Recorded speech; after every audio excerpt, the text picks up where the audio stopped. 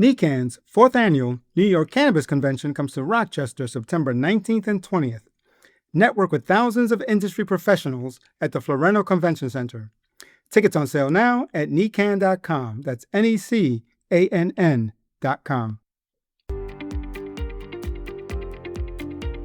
Welcome to Joint Session Diverse Voices in New York State Cannabis, the podcast where policymakers, legislators, thought leaders, licensees, and advocates come to discuss the evolving landscape of cannabis in New York and beyond.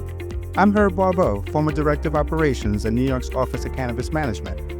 Each episode, we bring you in-depth conversations with key voices shaping policy, business, and advocacy, plus expert insights on the latest developments impacting the industry.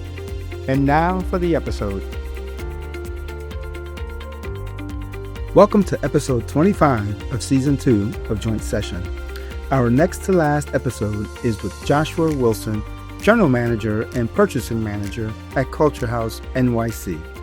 Josh has over 14 years of experience in the legal cannabis market, having worked with the Cookies brand in San Diego, California, and now in New York. But before discussing East Coast, West Coast issues with Josh, let's take a spin around this week's news. Anti-legalization group Smart Approaches to Marijuana sent a letter to President Donald Trump last week urging him not to reschedule cannabis. We, a diverse coalition of organizations including public policy, faith, law enforcement, and healthcare groups, write to strongly urge that you reject reclassifying marijuana as a Schedule III drug. Not only does marijuana not belong in Schedule III, but rescheduling will result in serious harm to public health and safety. You have an opportunity to make a stand for the safety of children across America by opposing the flawed proposal to reschedule marijuana, the letter begins. Among the groups that signed on, Family Research Council, Concerned Women for Legislative Action Committee, National Narcotics Officers Associations Coalition, and Drug Enforcement Association of Federal Narcotics Agents. Starting this week, Google Ads announced that it is launching a limited pilot program in Canada for specific, legally allowed cannabis-related product types or services. During the pilot, which is open only to licensed entities in Canada and will last for 20 weeks, cannabis product ads may be available on search. The goal of the pilot is to explore user interest and inform potential future policy updates. Back home in New York, recent guidance has set the stage for lawsuits that could dismantle local cannabis regulations that are more restrictive than those in state law. In late June, the Office of Cannabis Management published an overview of unreasonably impracticable local regulations and laid out the circumstances in which state law supersedes local law. The first battle lines are being drawn on Long Island, where prospective retail licensees have struggled to open storefronts, in large part, they say, because of local laws that limit where shops can locate. Some of these licensees, including 2 based in the town of Southampton, one of the most expensive zip codes in America, recently filed unreasonably impracticable claims against Long Island towns. Those claims are a first step toward likely lawsuits that will determine whether local regulations in those towns will stay in place or whether elected officials will be forced to allow more adult-use dispensaries. For the longest time, Long Island licensees were afraid and hesitant to move forward because they just didn't know if they were going to have the backing of the state, said Gary Ovalle, president of the Long Island Cannabis Coalition, an advocacy group for Long Island cannabis license holders, and a guest on episode 19 of Joint Session this season, said. Now, we're starting to see that lawsuits are approaching these municipalities. OCM's guidance serves 2 main functions. First, it affirms the criteria for which local laws constitute unreasonably impracticable under Cannabis Control Board regulations, and it establishes instructions for obtaining an opinion letter, a formal document that provides a state agency's interpretation of law. Opinion letters are valuable for their legal weight. If OCM's opinion is that a given local law is unreasonably impracticable, municipal officials have 2 options. First, amend their codes or go to court with the licensee. In court, an opinion from a state regulatory agency is exhibit number 1 in your lawsuit. Jeffrey Hoffman, a New York-based cannabis attorney whose firm is preparing to file several unreasonably impracticable claims, said. In a preview, likely foreshadowing similar lawsuits to come, a New York court ruled in July that state law preempts certain cannabis regulations in the town of Riverhead, though the decision is being appealed. In that case, the plaintiffs launched their challenge prior to OCM's guidance, which was later added as evidence, a step Ovalle says other licensees were reluctant to take. Now that there is a formal pathway to an opinion letter, more licensees on Long Island will likewise begin mounting legal challenges against local regulations, he added. Thanks to Cannabis Wire for the news. Check out Cannabis Wire at cannabiswire.com. My guest today is Joshua Wilson. Josh is the general manager and purchasing manager at Culture House NYC. Josh has over 14 years of experience in the cannabis industry and brings a deep understanding of the evolving regulatory landscape.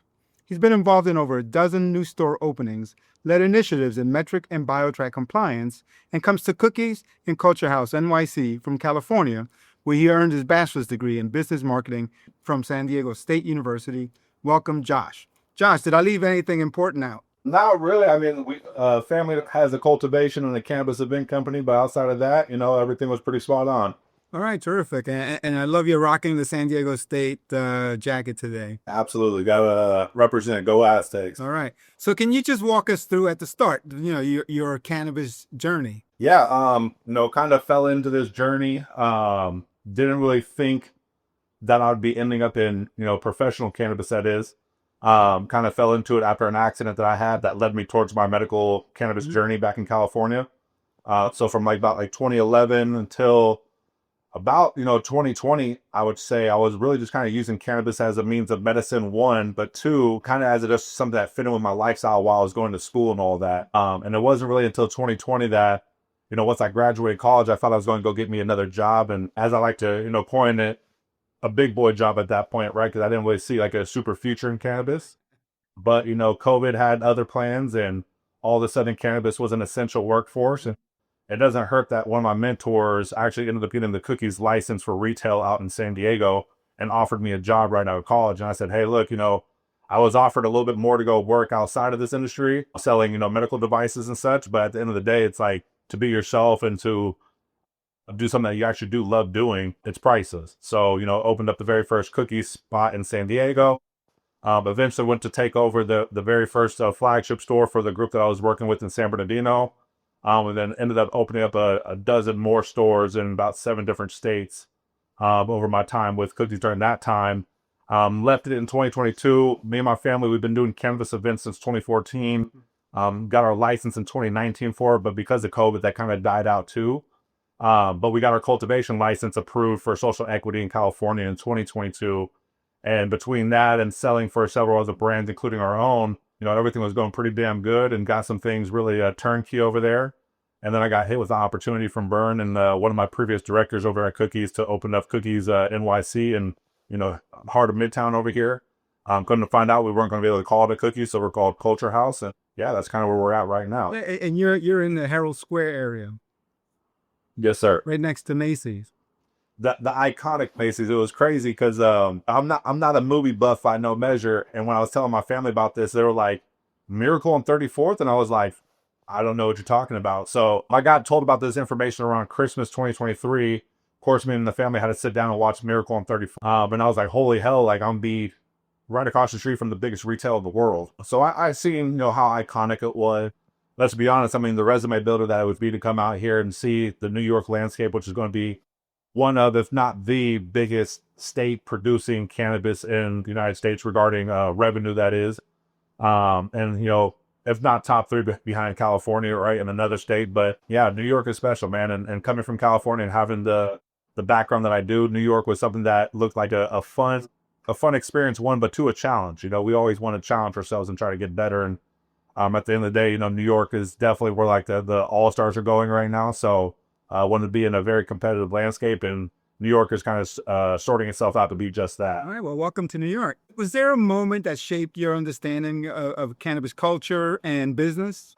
Yeah, for me, I kind of, cannabis wasn't taboo by no measure growing up. So it was kind of always a little bit like the family business. I don't like to use, the terms like black market or anything like that. But back in the traditional market days, I really kind of got an understanding of just business and customer service for what it was, right? Nobody really thinks of selling weed on the streets as customer service, but hey, the reason why we were doing well was because we had a great customer service, great genetics, but just overall a very good operation. And it was so funny to me. A lot of the things I was learning in business school at SDSU, I never knew like the names that they would coin some of these things, but I'm like, I do that already. Like, or hey, look, this is kind of already part of our operation, right? So, if anything, business school was teaching me that we were doing business well, but we could do it better. So those things. Doing your own internship outside of school. Yeah, essentially paid internship for that matter, and it's always a little bit sweeter when it's your own work, if you will. But, it's always been ingrained in me, like, it's about the plant, it's about the people, and it's business, making money off what you love and making money off the plant is a good thing. But at the end of the day, like the plant and the people come first. I mean, if you nail those two things, the money will come. So it's always been a cultural understanding of cannabis. Like this is such a privilege to be able to work hand in hand with cannabis and work with people that the plant brings together, right? So I've worked in situations where everything's a dollar amount and a bottom line that has to be met. And those situations, yeah, and it's business, it matters, but there is a great respect towards people who also have the people first, right? And the plant first for that matter. So yeah, money matters, but you can make money while taking care of both the plant and the people. And if you could do all three, that's a good operation. So how did you develop the concept for Culture House? And can you explain why you couldn't use the original name? So actually, the idea of the name behind Culture House had nothing to do with me. It was kind of already settled before I came out here. So when I came out here, they had just like changed the idea of trying to fight to make it a cookies towards turning it into a Culture House. And there was a handful of reasons, but one of the bigger reasons is in New York State, you can't be vertical necessarily. So if we were a cookies store, I can't sell cookies flour. And, cookies, the store, as much as it would definitely attract people, what are they coming here if they can't have cookies genetics, right? So the unfortunate part is, New York has a lot of good policies in place and policies I haven't seen in other states, but there are a couple of head scratches in there that when I see things like this where I can't get cookies and sell cookies, it's like, what's going on here, If we are a micro, but at the end of the day, we're not. And even the micro restrictions that are in place for micros is not necessarily the most advantageous thing in the world either. But, it's kind of like V1 right now, right? We will see amendments go. We'll see policies that get passed. We'll see rules that will change. You just kind of got to ask yourself, it's are you here for a long term or short term? And been doing this for about 15 years now. I'm in it for the long run, and I've seen mistakes be made at every level. But, the hope is that people correct them and people learn from them, right? And don't repeat the same mistakes twice. And that's all you could really hope for in any other market that's opening. Hey, learn from the ones that didn't work out and try to make better on the things that were working out for that matter. So, so one of the reasons I was really interested in speaking with you was to do the compare and contrast with the California scene. So now you have a lot of experience in California. Can you talk a little bit about the evolution of the California market? Oh man. So I'll tell you right now, we could take it back to about 2017, 2018 when we were going into legality, right, into actual rec market. We had seen what already kind of happened in Colorado and for that matter the Pacific Northwest as well. But California, we already knew there wasn't going to be many things to draw from, and it was going to be really I hate this expression, but a lot of people have been using it recently. Flying the plane while still building it, So when we first came in, there was empty shelves, right? We had a 6-month grace period, but once July 1st happened, or it was June 1st, I forget which month it was, and we noticed we went probably from about, 150 brands down to like 10 brands. And it was like, holy hell, this is a problem, and shout out Ember Valley at that point. They were probably the only flower that we actually had on our shelves at that moment. Progressively over the next year and a half, we watched people get back online. We watched people get back into the regulations and get back into the market. But I'll tell you right now, there nothing that could have prepared me from going from turkey bags to just straight up CPG. And the turkey bag days were a good day, but for that moment, it was like we got to look at this as a real business. So we got to look at these as units and 3.5s necessarily, right? So everything getting counted down to a unit was definitely a little bit different. And then you kind of go into the evolution that is of, hey, look, there's a couple things that were transpiring from a law standpoint, but just from like a macroeconomic standpoint, COVID hitting changed a lot of things. And we were definitely at the forefront, opening up cookies in San Diego, seeing that because we opened up July 2020 and had a line down the block of people wearing masks, and you could have 6 feet distancing and all of these things that were being mentioned, and having to navigate a room If anybody was coughing, send them home, right? Being down people, right? So a lot of those things were a lot of nuances that, nobody could ever prepare you for. But then on like the law side, right? Taxations we were always overtaxed from the start. I think people probably might not agree with me on this, but New York, the easiness of the taxes, and everybody be like, what do you mean the easiness? The 13%, that's not easy. But when you're comparing it to the 30 plus that is California, it feels like a dream come true. So the evolution of that piece is kind of crazy. Just to hear that they just kind of went back towards raising the excise tax in California breaks your heart. But it's not easy for businesses that, we run. It's not easy for businesses that we work alongside with. But I will say one of the evolution pieces that are kind of coming into play are the lounges kind of coming out there into California. And I know New York is going to thrive when there are legal lounges, consumption areas for that matter. But at this point right now, not much has changed. There's been a couple things that have come down that have been beneficial. I know when we opened up our cultivation in 2022, people called us crazy. And they're like, you're going to open up a cultivation on this landscape right now and everything that's going on and the price of the pound's plummeting. And I'm like, we believe in ourselves and we have a proprietary genetic that, belongs to us as well that does very well. But we got lucky too because the state did recognize that there was a little bit of a pressure on cultivation. And at that point, suspended the cultivation tax. So although the prices for wholesale were plummeting, we were saving a little bit on taxes, which definitely helped save our business and helped us kind of build up to where we're at right now. So just like anything, laws don't get changed quickly, but they get changed. Things get amended and they had to be heard first though, right? The people that are up top, changing policies are not on the ground level hearing it. So if you don't speak up and you just speak to other people that can't do anything for your cause, you're not really doing anything for yourself at that point. So, we wrote to our state assemblyman, we wrote to our governor, we wrote to, our city, council, things that matter to us. They don't all get heard by no measure, but at the end of the day, we see a positive change for the most part. But in a market like California, and especially in a market like New York, I think it's one of the most important things right now for politicians, one, but the people who are on the ground living the real world to be talking interchangeably, having communication that is not folding, so we can try to make this industry as best as possible.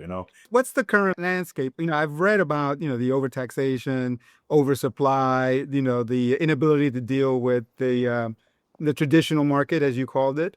And even there was an article about retailers that are turning in their licenses. What's the current situation, and what do you think is the outlook? It's the outlook is bleak, unfortunately. There's a lot of folks who, I will say this: there are good operators who are going through troubles, but there's also a lot of bad operators who, let's be frank with it, they were never going to make it, and they want to make everything else the blame, right? So there's a lack of an accountability on that point. But, working in cannabis in California is probably one of the hardest things ever, from the overtaxation to the unrealistic expectations of what we're, supposed to be doing. We have a tremendous fight against the traditional market, of course, but at the end of the day, that's, things that you have to know well in nature that you're dealing with going into this industry. We know that we're not going to be the cheapest and that you might have somebody down the street that could beat your price. But hey, look, if you want quality tested genetics that are safe, right, we have that. Now, at the end of the day, people are failing out and it's expected. And the unfortunate part is I feel like a lot of the rules that were written into, law for us weren't necessarily made in an advantageous piece for the operator, right?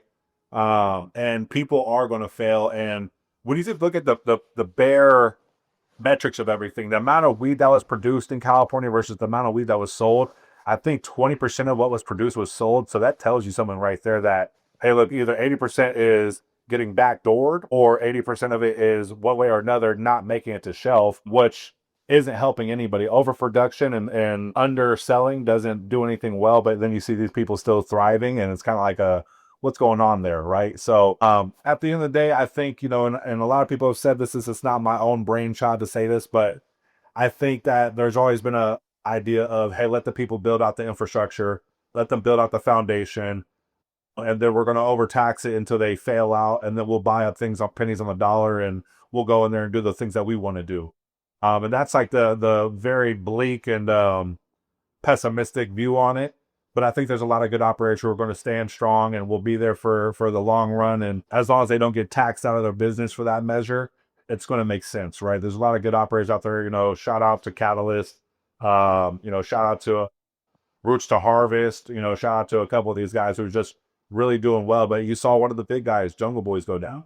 That broke my heart. I remember driving up at 4 a.m. to go hit one of the PLC shops to go get, some Topanga Canyon, right? To go get, one of the drops that were coming down, because that's how special it was to our community, and that's how special it was to our industry.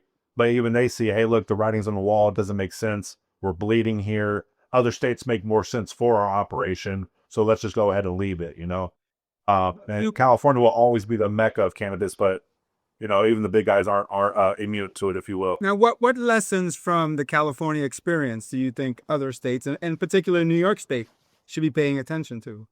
Don't tax as high. Probably be one of the bigger pieces. And I really do think there is a bit of a social equity opportunity in California still. My brother has one, but of all the things that New York has done, I want to focus more so on like the good things, right?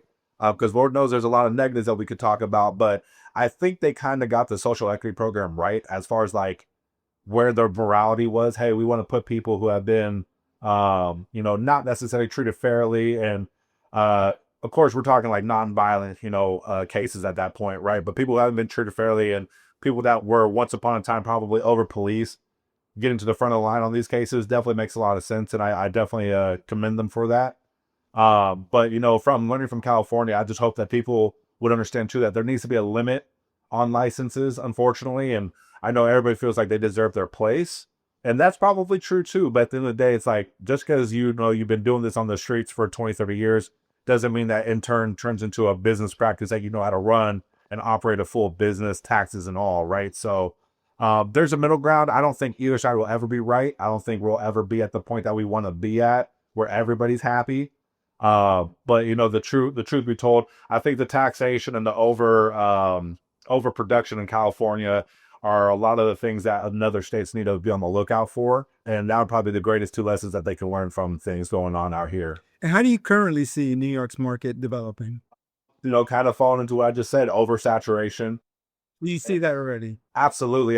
So I'm somebody who I like to operate everything I do from a metric standpoint, no emotion in it. I was just currently looking up this, with the help of good old Chat GPT. There's about 60 retailers in cannabis alone open in the island of Manhattan. There's about 75 McDonald's right now. We're becoming as frequent as one of the greatest fast food restaurants in the world. And to that point, true to New York, I feel like the amount of dispensaries are going to become so saturated that we're going to look at ourselves almost like a bodega where we're on every corner. And I know there's proximity laws and all that in place, which I'm sure we'll get to later on in the conversation. But it still feels like what was once a, oh my God, there's a weed store right there, is all like, oh, it's another weed store right there. And we see that the oversaturation, we see the amount of licenses between all 5 boroughs right now, which is just crazy. We see the lack of licenses in Long Island, which is just another, head scratcher from me. Somebody being on the outside coming into New York, I'm just like, I don't know the landscape, but I feel like this is a little lopsided, if you will, right? And then to see, the kind of the failure that is, and I say that loosely because, there's a lot of moving pieces with it, but the failure that is giving licenses out to everybody else, and the pushbacks of the December queues and the pushbacks of all the queues for that matter, that come into place. But there's only so much that people can do. And as I said, a lot of people feel like they deserve to be in this industry, and they're probably not wrong, but there are ways to go about these things, and there are ways to communicate these things that I don't think a lot of people are taking advantage of. But people ask us, what did you guys do to open up your spot? And I'll tell you right now, we over communicated, and we reached out, probably to a point of annoyance, to a point that they were like, hey, just take the license and shut up, at this point, right? That wasn't, yeah. Yeah, no kidding. But, at the end of the day, I see the oversaturation happening, unfortunately. I see there's a lot of conversation around inversion and how track and trace is going to, abolish all that. But I don't believe that being the case. Track and trace is also in California. We know how that's working, right? So I just think there needs to be a little bit more of a vetting process here with licenses. I think there needs to be a little bit more of a concentration on the industry as a whole. And one of the things that, a lot of people don't agree with me when I say this, but I think there needs to be a little bit more of a cannabis-based hiring focus within the OCM. I think a lot of the folks in there, and I don't think anybody means bad, right? I think a lot of people mean well. But I think a lot of people are a little bit in over their head, and they choose people that are a little bit more comfortable hires than people that they need to be searching out. Yeah, yeah. I mean, the only thing I would say there, having been there, is that it's very difficult because of civil service rules. Can't just go out and hire. If you wanted to leave Culture House NYC and go to New York State, it would be very difficult because of civil service. Absolutely. So I think that is a challenge for the state. Right. And, as I said, like, I don't think any of the things that I'm saying are new. I think there's tons of people who probably thought things as well, but there's a lot of red tape involved and things that are out of people's, control. Right. But, I've met maybe one or two folks from the OCM that have come by and done checks on our retail where I'm like, oh my God, I can hold a conversation with you cannabis wise.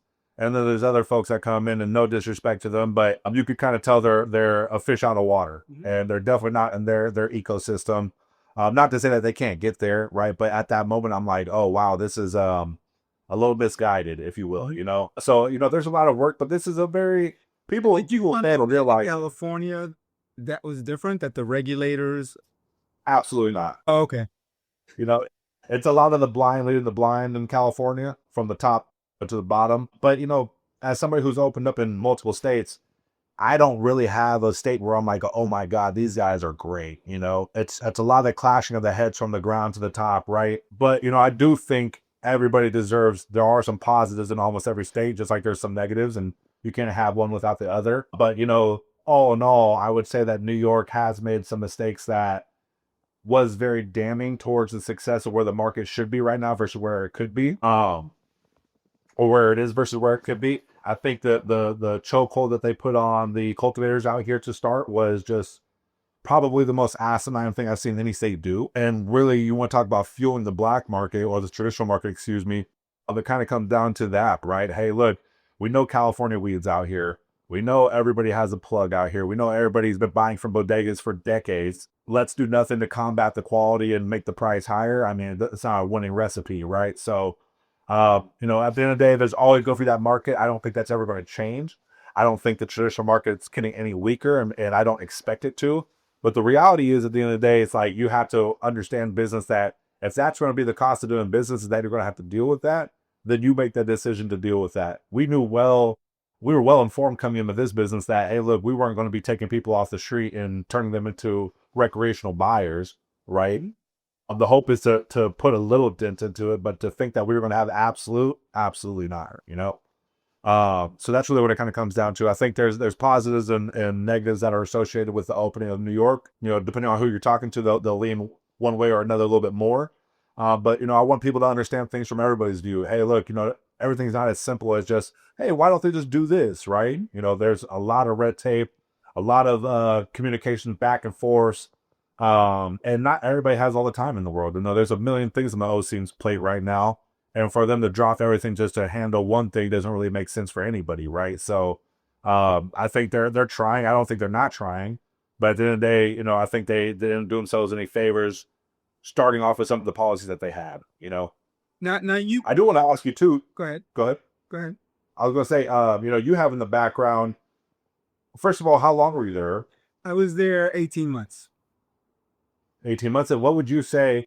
I don't like to say weaknesses because like insights, like something like negative, but where do you think some of the opportunities while you were there that could have been addressed, or what were some writing on the wall that you already saw coming here saying like, oh, this needs to be addressed? Yeah, to me, it was data. We were forced to, and now you're turning the tables on the interviewer, but we were forced to use the state's IT agency to build our database, as opposed to going out and hiring vendors who were, operating in the cannabis field, throughout the country, and had systems in places that we could have used. And for 18 months, I fought that. And for 18 months, I lost that battle.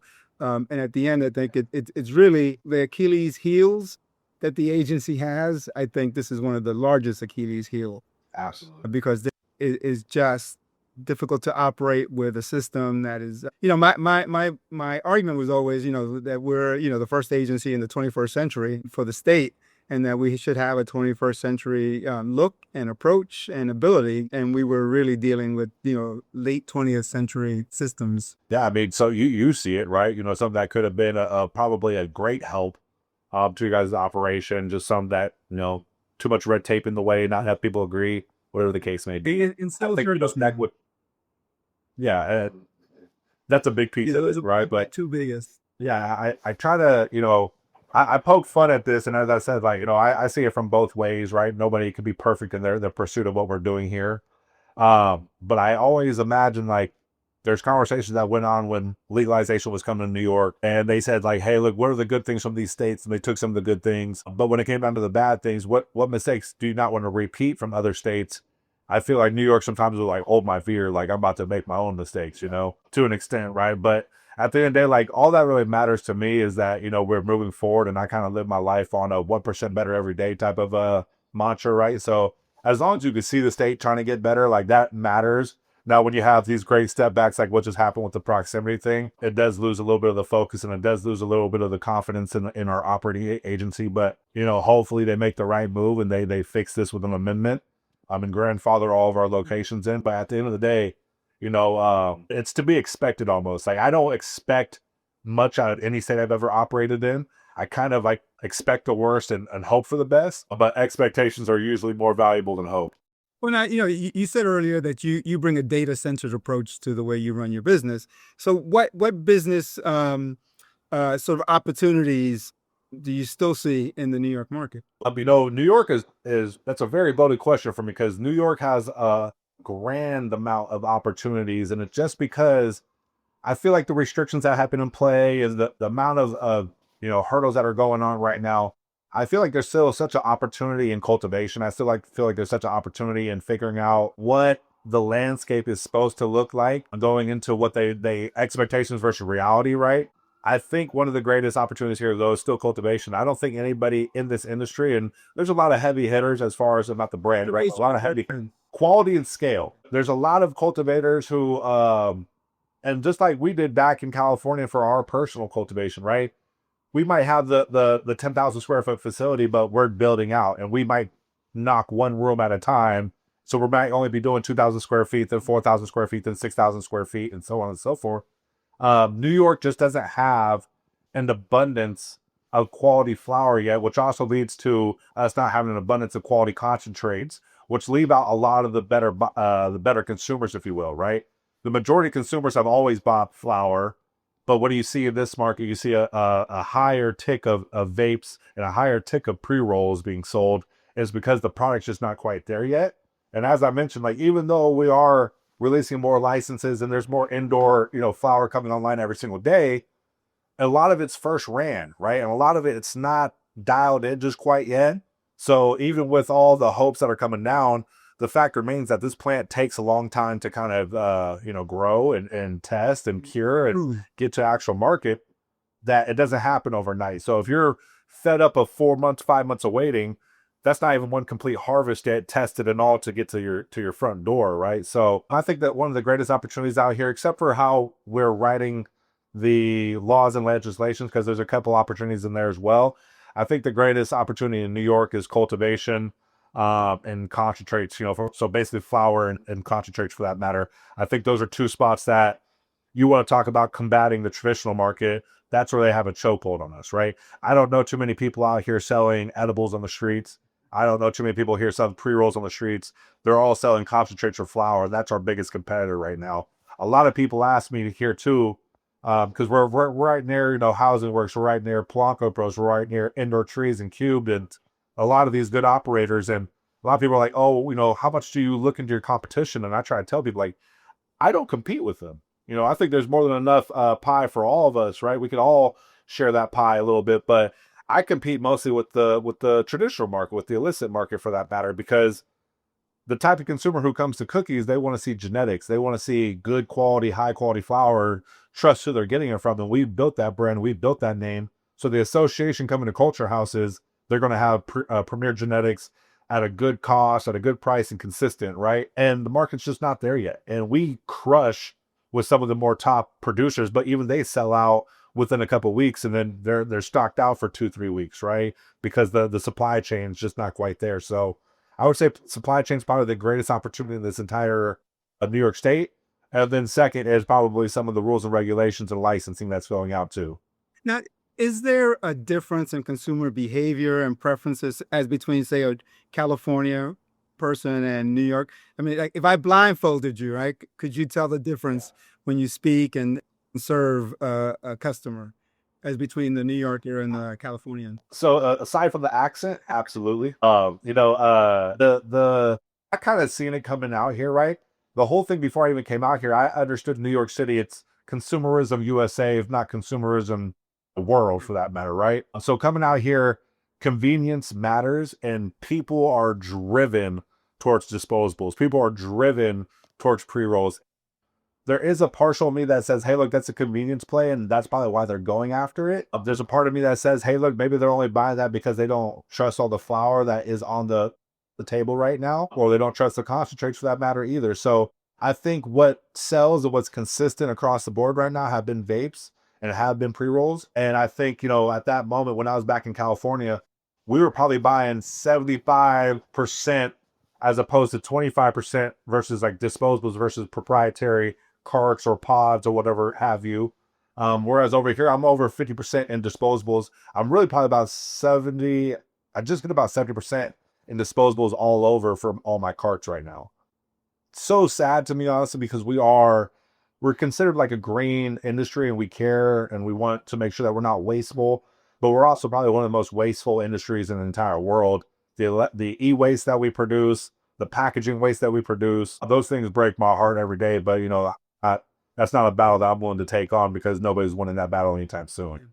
Now, New York prides itself on creativity and innovation. Are you seeing that in the cannabis market? Well, unfortunately, I think it's going to come. Actually, it's only a matter of time, right? Because that is what New York is. New York is New York. And on a side note, when I was getting hired to come out here, they were asking me if I wanted to build my management team and all that, or build any of my hires, and I was telling them, I was like, no, we need New Yorkers.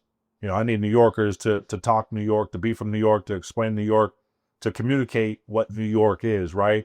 So when it comes down to the products and where things are at, a lot of the New York brands, unfortunately, I don't think hit all the marks. Now there's a few, right, that I'll show love to, right? Like I think, To the Moon is a brand that's been out here in New York before. It was Rec.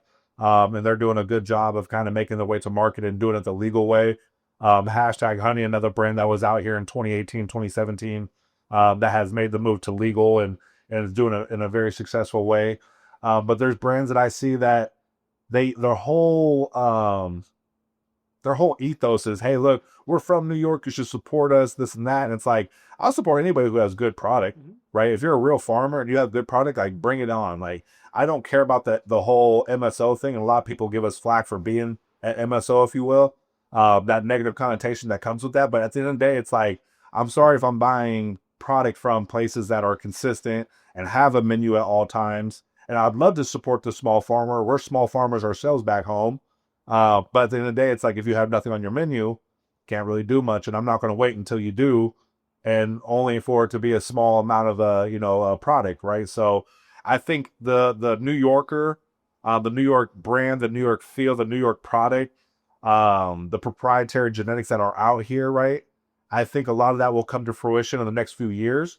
But right now, it's whoever has money, or who's ever been doing it for a long time. A lot of the MSOs have the money, they have the foundation, they put their resources into New York, and they are ending up right now seeing the majority of the revenue. But the reality is too is that even those orders are starting to shrink, right? Even from the big guys, the GTIs, the Pharmacans, the Curaleafs, the guys that were kind of controlling our shelves for a little bit because they're the only ones that had product consistently, are starting to get smaller orders and starting to get smaller offerings, if you will, right? So we have more of the New York feel in here. We have brands like Lead Pharma. We have brands like NY Dankster. We have brands, that are from out here, right? Rolling Greens and all of them, who are New York farmers who produce great quality flour, and consistently at that, right? So there's a couple of them, but from what I expect New York landscape to be, it's nowhere near it. Now, imagine a world where, cannabis can be in interstate commerce, right? So we're no longer talking about inversion. What do you expect the dynamics to be between New York, California, East Coast, West Coast? So, I mean, I've talked about this for a long time now, and it's one of my greatest hopes, right? I don't want wine from, and no disrespect to Hudson, they do a lot of good farming out there, right? But I don't want wine from Hudson. I want wine from Napa, right? I want pineapples from Hawaii. I want things that do well in states that come from states that are supposed to be doing it to do it, right? I want avocados from California too. I want small batch craft goods from California because there's a lot of genetics out there. But there is a place for New York growers and New York people who have, created their own set of cultivars out here. The hazes, the piffs, the sour diesels that everybody talks about, but I've never been able to really see. Everything in between, right? Like there's definitely I would say there's probably even a clientele in California that if they could, they would buy weed from New York that was, a specific genetic or a specific brand. But I would think the majority would come out of California for sure. And I think one of the greatest things that would happen in all would be you would see quality across the board get a lot more uniform. And, I think Alien Labs, we're one of the first people to really mention this out in the public, but we've seen it too from our own cultivations back in California, is that it's hard to mimic success in other states when you're not there doing it. Now, if Alien Labs, right, had their grow out in Sacramento, and were able to produce all their flower for all 50 states from their facility in Sacramento, you would see amazing flower in all 50 states. But when they have to go open up in another state and they're not able to kind of look over their grow at all 365 days of the year, and people want to, kind of veer away from their SOPs and such, you get left with a product that is not what you would consider your standard. And somebody tries that product for the first time, and they look at you like, oh, this is trash. Like everything I was hoped up to is not what it was, right? So if we were able to, start the interstate commerce and really start being able to grow out of the facilities that we want to look over and we're able to look over for all year round, it would change the landscape overnight. And, I hate to say, but there's a lot of facilities that would go under in these other states because there would be, one, no reason for them anymore. And two, at the end of the day, there would probably be a little bit of an undercut because at the end of the day, if I could buy weed, there's a premium that would be bought. Well, that would happen if you're buying weed from California to come to New York, but it would make a lot more sense for somebody to enjoy that genetic that they're looking for versus somebody else who's running it not up to the par that you're expecting it to be, All right, Josh, this has been terrific. Thank you very much. It's exactly the conversation I was hoping to have. Where can people find out more about Cookies and Custom House NYC? Culture House NYC, but they can go to culturehousenyc.com. We have a nice website. It has our full menu on there, has events that are updated as well. Probably the best way to get a hold of us is going to Official Culture House NYC on Instagram. And we definitely post a lot more there. We're a lot more up to date. You'll know about any in-store activations, any brand launches, DJs that we're hosting, anything of that nature, because, we try to encapsulate all the arts possible here. We have yoga events. We have painting events with a lot more things to come. So, yeah, follow us at Official Culture House NYC on Instagram or go to culturehousenyc.com. We're located in the heart of Midtown Manhattan, 958 6th Avenue of the Americas. We'll take care of you and we'll give you the education that you want and you want to hear, right? We're not just going to sell you some BS. We'll tell you, hey, look, if you're a real smoker, this is what you deserve. If you're somebody who's a little bit more intermediate, that's what you deserve. If you're a beginner, that's what you deserve. At the end of the day, we have something for everybody. All right. Josh Wilson from Culture House NYC. Thank you very much. Thank you. That's it for this episode of Joint Session Diverse Voices in New York State Cannabis. If you found today's discussion valuable, consider leaving a rating and review on your favorite podcast platform. It helps more listeners find the show. Better yet, share it with colleagues, advocates, and anyone interested in the future of cannabis in New York. Joint Session is produced by me, Herb Barbeau, together with executive producer Robert Curtis from SimLab Media. Special thanks as always to Cannabis Wire. You can follow us on Instagram at jointsession.pod and on LinkedIn at Joint Session Podcast. If you have any comments, questions, or topic suggestions, reach out to me at herb.jointsession@gmail.com. Until next time, this is Herb Barbeau. Thanks for listening.